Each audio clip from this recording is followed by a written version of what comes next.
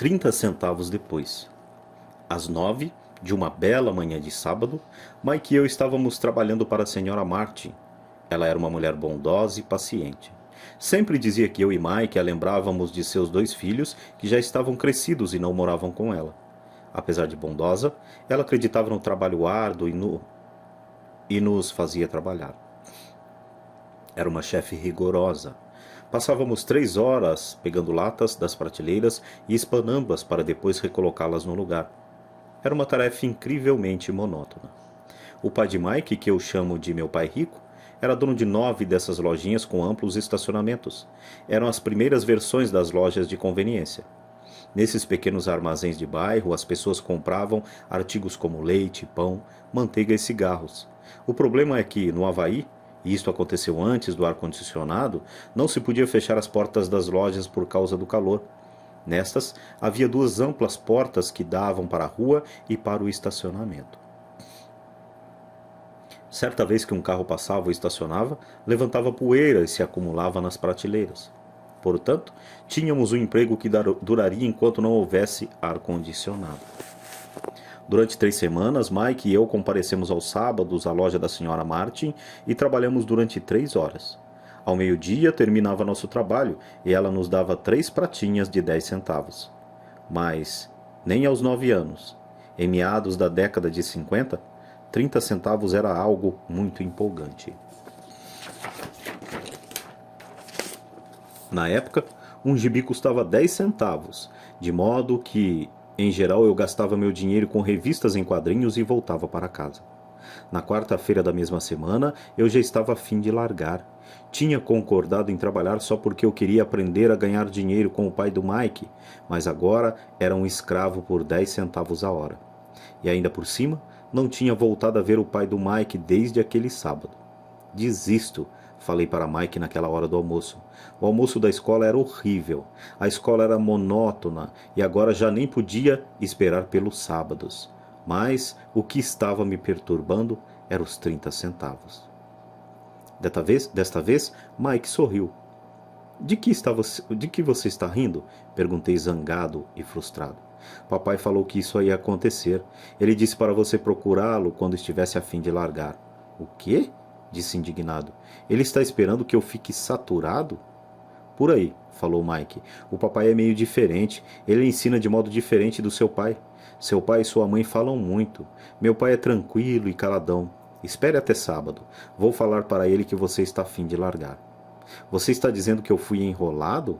Não, não é isso. Mas pode ser. Papai vai explicar no sábado.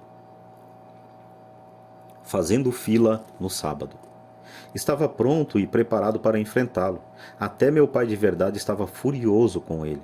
Meu verdadeiro pai, aquele que chamo de pai pobre, pensou que meu pai rico estava infringindo a legislação sobre trabalho de menores e deveria ser investigado. Meu instruído pai pobre me falou que eu deveria exigir o que merecia, pelo menos 25 centavos por hora. Falou ainda que se não conseguisse o aumento, deveria me demitir imediatamente. De qualquer maneira, você não precisa dessa droga de emprego, falou meu pai, pobre e indignado. Às 8 da manhã do sábado, eu estava entrando pela velha porta da casa de Mike. Sente e espere na fila, falou o pai de Mike, quando entrei. Ele não se virou e foi para o pequeno escritório que... Ou melhor, ele então se virou e foi para o pequeno escritório que ficava junto de um quarto de dormir. Olhei em volta e não vi Mike em lugar algum. Achando tudo meio esquisito, sentei perto daquelas 2 mulheres, as mesmas que lá estavam 3 semanas antes. Elas sorriram e me deram um lugar no sofá. Passaram-se 45 minutos e eu estava possesso. As 2 mulheres já tinham falado com ele e saído há meia hora. Um senhor mais velho ficou lá 20 minutos e foi embora. A casa estava vazia e eu sentado naquela sala antiquada, escura, numa bela manhã do Havaí, esperando para falar com um avarento explorador de menores. Podia ouvi-lo se movimentando no escritório, falando ao telefone e me ignorando. Queria sair dali, mas por alguma razão fiquei. Finalmente, 15 minutos depois, exatamente às 9, o pai rico apareceu sem dizer palavra e me fez sinal com a mão para entrar no modesto escritório. Parece que você está querendo um aumento, ou vai largar? Falou o pai rico rodando a cadeira giratória. Bem, o senhor não está cumprindo sua parte do acordo. Falei quase em prantos. Para um garoto de 9 anos, era de fato apavorante confrontar um adulto. O senhor me falou que, se eu trabalhasse para o senhor ia me ensinar.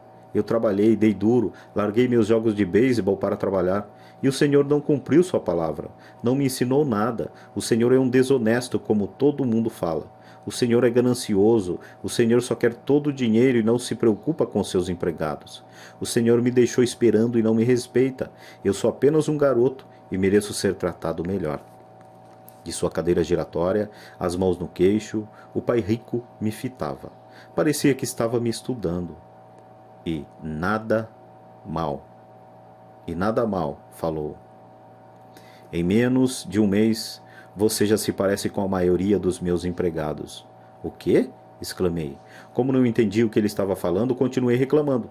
Pensei que o senhor ia cumprir parte do acordo e me ensinar. Em lugar disso, o senhor quer me torturar? Isso é cruel, muito cruel. Estou lhe ensinando, falou calmamente o pai rico. O que o senhor me ensinou? Nada, repliquei furioso. Nem falou comigo depois que eu aceitei trabalhar por uma merreca, 10 centavos por hora. Eu devia denunciar o senhor ao governo. Existem leis sobre o trabalho infantil, o senhor sabe disso. Meu pai trabalha para o governo. Uau, disse pai rico. Agora você parece com a maioria das pessoas que trabalham para mim. Pessoas que eu mandei embora ou que se demitiram. O que o senhor tem a me dizer? Questionei, sentindo-me muito corajoso para um moleque. O senhor mentiu para mim. Trabalhei e o senhor não manteve sua palavra, não me ensinou nada. E como você sabe que eu não lhe ensinei nada? Perguntou claramente o pai rico. Bom, o senhor nunca falou comigo. Trabalhei 3 semanas e o senhor não me ensinou nada, disse com cara de zangado. Ensinar quer dizer falar ou dar uma aula? Perguntou o pai rico. Sim, lógico, respondi. É assim que a escola ensina. Ele disse sorrindo. Mas não é assim que a vida ensina você, e eu diria que a vida é melhor, que a vida é o melhor dos mestres. Na maioria das vezes a vida não fala com você, e mais como se ela lhe desse um empurrão. Cada empurrão é a vida dizendo, acorde, quero que aprenda alguma coisa. Do que este cara está falando? Pensei com meus botões. A vida me empurrando? Era a vida falando comigo? Agora tinha certeza de que deveria largar o emprego. Eu estava falando com alguém que não regulava bem. Se você aprender as lições da vida, você vai se dar bem. Se não, a vida vai continuar dando trancos em você. Alguns apenas deixam a vida continuar batendo neles. Outros ficam zangados e batem de volta. Mas eles batem no patrão ou no emprego, no marido ou na mulher. Eles não sabem que é a vida que está batendo. Eu não tinha a menor ideia do que ele estava falando. A vida bate em todos nós. Alguns desistem, outros lutam. Alguns aprendem a lição e seguem em frente. Eles recebem satisfeitos os trancos da vida. Para estes, isso quer dizer que precisam e querem aprender alguma coisa. Eles aprendem e prosseguem em frente. A maioria desiste e uns poucos, como você, lutam. Pai rico ficou em pé e fechou a velha janela de madeira que precisava de conserto. Continuou. Se você aprender esta lição, você se tornará um jovem sábio, rico e feliz. Se você não aprender, passará a vida culpando o emprego, um baixo salário ou seu chefe pelos seus problemas. Passará sua vida esperando por um golpe de sorte que resolva seus problemas de dinheiro. Pai rico olhou para mim, a fim de verificar se eu ainda estava ouvindo. Seus olhos encontraram os meus. Estabeleceu-se uma comunicação entre os nossos olhares. Finalmente, me afastei ao perceber que tinha assimilado esta última mensagem. Sabia que ele estava certo. Eu estava culpando e eu tinha pedido para aprender. Eu estava lutando. O pai rico continuou. Se for o tipo da pessoa que não tem garra, desistirá toda vez que a vida bater em você. Se for uma pessoa assim, passará sua vida buscando segurança, fazendo as coisas certas, esperando por algo que nunca vai acontecer. E então morrerá como um velho rabugento. Terá um monte de amigos que gostam de você porque é um cara trabalhador. Você passa a vida na rotina, fazendo as coisas certas, mas a verdade é que a vida o leva à submissão. No fundo, você tem pavor de se arriscar. Queria, na verdade, vencer, mas o medo de perder é maior do que o entusiasmo da vitória. No íntimo, só você saberá que não foi atrás disso. Você escolheu a segurança. Nossos olhos voltaram a se encontrar. Por 10 segundos ficamos nos encarando e só depois que a mensagem foi recebida, nossos olhos se afastaram. O senhor estava me empurrando? Perguntei. Algumas pessoas achariam isso, sorriu Pai Rico. Eu diria que apenas lhe mostrei o gostinho da vida. Que gostinho da vida? Respondi ainda zangado, mas agora curioso. Pronto. Até para aprender. Vocês dois, garotos, foram as primeiras pessoas na vida que me pediram para lhe ensinar a ganhar dinheiro. Tenho mais de 150 empregados e nenhum deles me perguntou o que eu sei sobre dinheiro. Eles me pedem um emprego e um salário, mas nunca que lhes ensine sobre o dinheiro. De modo que a maioria deles passará os melhores anos de suas vidas trabalhando pelo dinheiro, sem entender realmente para que é que eles estão trabalhando. Eu estava ouvindo atentamente. Assim, quando Mike falou que você queria aprender como ganhar dinheiro, resolvi planejar um curso que se aproximasse da vida real. Eu poderia falar horas, mas você não escutaria nada. Portanto, resolvi deixar que a vida batesse um pouco em você para que pudesse me escutar. E por isso que só lhe pago 10 centavos. E qual é a lição que aprendi trabalhando por apenas 10 centavos a hora? Perguntei. Que você é mesquinho e explora seus empregados? Pai Rico se inclinou para trás e soltou uma gargalhada. Finalmente, quando parou de sorrir, falou. É melhor que você mude seu ponto de vista. Pare de culpar-me pensando que eu sou o problema. Se você pensa que eu sou o problema, então terá que me modificar. Se você que é o problema, então poderá modificar a si mesmo, aprender alguma coisa e tornar-se mais sábio. A maioria das pessoas quer que todo mundo mude, menos elas próprias. Mas eu lhe digo, é mais fácil mudar a si próprio do que os demais. Não entendo, falei. Não me culpe por seus problemas, falou Pai Rico, dando sinais de impaciência. Mas o senhor só me paga 10 centavos. Então, o que você está aprendendo? Perguntou Pai Rico com um sorriso. Que o senhor é mesquinho, respondi com uma risadinha. Está vendo? Você acha que eu sou o problema, retrucou o Pai Rico. Mas o senhor é. Bem, continue assim e você não aprenderá nada. Pense que sou o problema. Então quais são suas escolhas? Bem, se o senhor não me pagar mais ou não me respeitar mais e me ensinar, eu largo tudo. Muito bem, disse Pai Rico. É exatamente isso que faz a maioria das pessoas. Elas se demitem e começam a procurar outro emprego, uma oportunidade melhor e um salário mais alto, pensando que um novo emprego ou um salário mais alto resolverão o problema. Não é o que acontece na maioria dos casos. Então, o que resolve o problema? Perguntei. Pegar esses míseros 10 centavos por hora e sorrir? O Pai Rico sorriu. Isso é o que fazem as outras pessoas. Apenas aceitam o pagamento sabendo que elas e suas famílias lutarão com dificuldades financeiras. Mas é tudo o que fazem, esperando um aumento na ilusão de que mais dinheiro resolverá o problema. A maioria se conforta e se conforma, e alguns procuram um segundo emprego, trabalhando mais, mas continuam aceitando um contra-cheque ínfimo. Fiquei olhando para o chão, começando a entender a lição que Pai Rico estava apresentando. Podia sentir que tinha um gosto de vida. Finalmente, olhei para cima e repeti a pergunta. Então, o que é que resolve o problema? Isto, disse-lhe ele, dando-me um ligeiro tapinha na cabeça. Essa coisa está entre suas orelhas. Foi nesse momento que Pai Rico me mostrou o ponto de vista central que o separava de seus empregados e de meu pai pobre, e que mais tarde o levou a tornar-se um dos homens mais ricos do Havaí, enquanto meu pai, muito instruído, mas pobre, lutou com problemas financeiros durante toda a sua vida. Era um ponto de vista singular, que fez toda a diferença durante uma vida inteira. Pai Rico repetia de vez em quando esse ponto de vista, que eu chamo de a lição 1. Os pobres e a classe média trabalham pelo dinheiro, os ricos fazem o dinheiro trabalhar para eles. Naquela bela manhã de sábado, eu estava aprendendo um ponto de vista diferente daquele que meu pai pobre me ensinava. Aos 9 anos de idade, eu percebia que ambos os pais queriam que eu aprendesse. Ambos me incentivavam a estudar, mas não as mesmas coisas. Meu pai, meu pai muito instruído, recomendava que eu fizesse o que ele fizera. Filho, quero que você estude muito, que tenha boas notas, para que você possa conseguir um bom emprego, seguro, em uma grande empresa, que lhe traga grandes benefícios. Meu pai rico queria que eu aprendesse como funcionava o dinheiro, para que eu pudesse colocá-lo a trabalhar para mim. Essas lições eu aprenderia ao longo da vida, sob orientação e não na sala de aula. Meu pai rico continuou a primeira lição. Fico contente em ver que você se enfureceu por trabalhar por 10 centavos a hora. Se não tivesse se zangado e tivesse aceitado isso satisfeito, teria que lhe dizer que não poderia ensinar nada. Veja, aprender de verdade exige energia, paixão e um desejo ardente.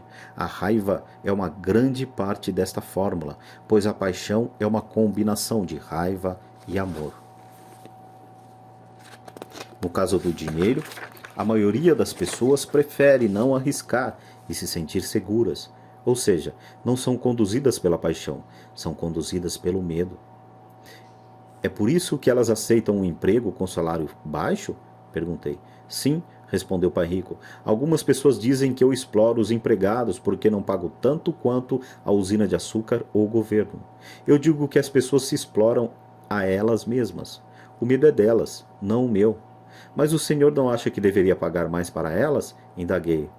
Não tenho que fazê-lo. E além disso, mais dinheiro não vai resolver o problema. Veja seu pai, ele ganha bastante dinheiro e ainda assim não dá conta das despesas. A maioria das pessoas, se receber mais dinheiro, apenas passará a se endividar mais. Daí os 10 centavos por hora, eu disse rindo. É parte da lição. Certo, sorriu o pai rico. Você vê, seu pai estudou muito de modo que conseguiu um salário alto, mas ele ainda tem problemas financeiros porque nunca aprendeu nada sobre dinheiro na escola. E ainda por cima, ele acredita em trabalhar pelo dinheiro. E o senhor não acredita? Perguntei. Não, de verdade não, disse o pai rico. Se você quiser aprender a trabalhar pelo dinheiro, então fique na escola. É um bom lugar para aprender isso. Mas se você quer aprender como fazer dinheiro, como fazer o dinheiro trabalhar para você, então vou lhe ensinar como fazer, mas só se você quiser aprender. E todo mundo não quer aprender isso?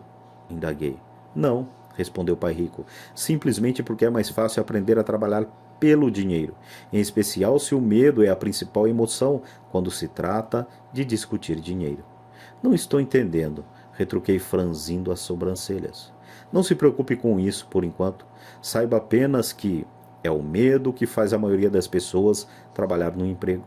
O medo de não pagar as contas, o medo de ser mandado embora, o medo de não ter dinheiro suficiente, o medo de começar de novo. Esse é o preço de aprender uma profissão ou habilidade, então trabalhar pelo dinheiro. A maioria das pessoas se torna escrava do dinheiro e fica zangada com o patrão. Aprender a pôr o dinheiro a trabalhar para a gente é um tipo de estudo totalmente diferente? Perguntei. Sem dúvida, respondeu o pai rico. Ficamos sentados em silêncio, contemplando a bela manhã. Meus amigos deviam estar jogando seu jogo de beisebol infantil. E por alguma razão, agora eu estava feliz de ter decidido trabalhar por 10 centavos a hora. Sentia que estava a ponto de aprender alguma coisa que meus colegas não aprenderiam na escola. Pronto para aprender? Perguntou o pai rico. Sem dúvida, respondi com um risinho. Estou cumprindo minha promessa. Estive ensinando a você de longe, falou o pai rico. Aos 9 anos de idade você teve um gostinho do que é trabalhar pelo dinheiro. Multiplique seu mês passado por 15 anos e você terá uma ideia do que muitas pessoas passam a vida fazendo. Não entendo, falei. Como você se sentiu esperando na fila para falar comigo? Uma vez para ser contratado e outra para pedir um aumento? Péssimo, disse. Quando se optar por trabalhar pelo dinheiro, essa é a vida que levam muitas pessoas, disse pai rico. E como se sentiu quando a senhora Martin pôs na sua mão 30 centavos por 3 horas de trabalho? Achei que não era suficiente. Parecia que não valia nada. Fiquei desapontado, respondi. É assim que a maioria dos empregados se sente quando recebe seus contra-cheques, especialmente com todos os descontos de impostos e outros itens. Pelo menos você recebeu 100%. O senhor está dizendo que a maioria dos empregados não recebe tudo? Perguntei espantado. Claro que não, disse Pai Rico. O governo sempre tira sua parte antes. E como é que ele faz? Perguntei. Impostos, disse Pai Rico. Você paga impostos quando ganha, você paga impostos quando gasta. Você paga impostos quando poupa, você paga impostos quando morre.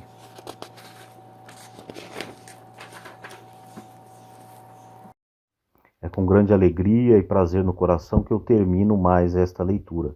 Se essa leitura lhe foi útil, você pôde acompanhar do início ao fim e pôde engrandecer de alguma maneira a tua vida, e você queira contribuir para que essas leituras continuem sendo feitas, isso como uma troca de energias, né? Você usufruiu de um trabalho e, se achar viável, pode estar contribuindo com esse trabalho também. Então, se você quiser contribuir com esse trabalho, abaixo aí na descrição você tem aí os dados para que você possa contribuir também e fazer a troca de energias, pois é dando que se recebe. Eu dei o meu trabalho a vocês através desse áudio e, caso seja da tua vontade, eu poderei receber alguma coisa em contrapartida de quem está ouvindo.